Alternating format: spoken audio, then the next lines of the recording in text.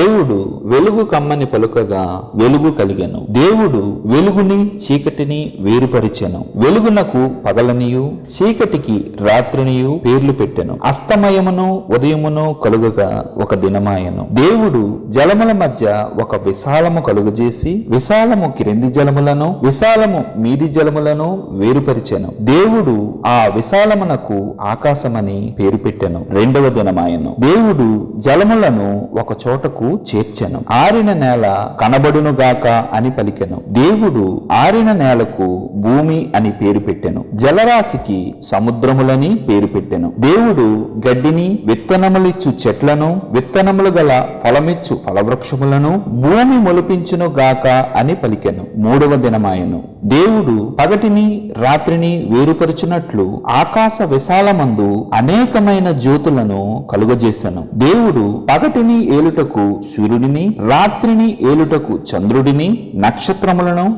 చేసెను. అవి భూమి దినములను కాలములను సంవత్సరములను సూచించుటకై యుండును గాక అని పలికెను. నాలుగవ దినమాయను. దేవుడు జీవము గల చలించు వాటిని జలములు సమృద్ధిగా పుట్టించును గాక అనియు పక్షులు భూమిపైన ఆకాశములో ఎగురును గాక అనియు పలికెను. రెక్కలు గల ప్రతి పక్షిని సృష్టించెను. మహామత్స్యములను జీవము గల చలించు వాటిని ఫలించి అభివృద్ధి పొంది సముద్ర జలముల్లో నిండియుండుననియు వాటిని ఆశీర్వదించెను. ఐదవ దినమాయను. దేవుడు జీవము గల వాటిని అనగా వాటి జాతి ప్రకారము పశువులను అడవి జంతువులను పురుగులను భూమి పుట్టించును గాక అని పలికెను. దేవుడు తన స్వరూపమందు నరుని సృష్టించెను. స్త్రీనిగాను పురుషునిగాను వారిని సృష్టించెను. దేవుడు వారిని ఆశీర్వదించి సముద్రపు చేపలను ఆకాశ పక్షులను భూమి మీద ప్రతి జీవిని ఏలుడని వారితో చెప్పెను. అస్తమయమును ఉదయమును కలుగగా ఆరవ దినమాయను. దేవుడు తాను చేసిన తన పనిని ముగించిన తరువాత ఏడవ దినమున దేవుడు విశ్రమించెను. కాబట్టి దేవుడు ఆ ఏడవ దినమును ఆశీర్వదించి పరిశుద్ధపరిచెను. దేవునికి మహిమ కలుగునుగాక. ఆమేన్.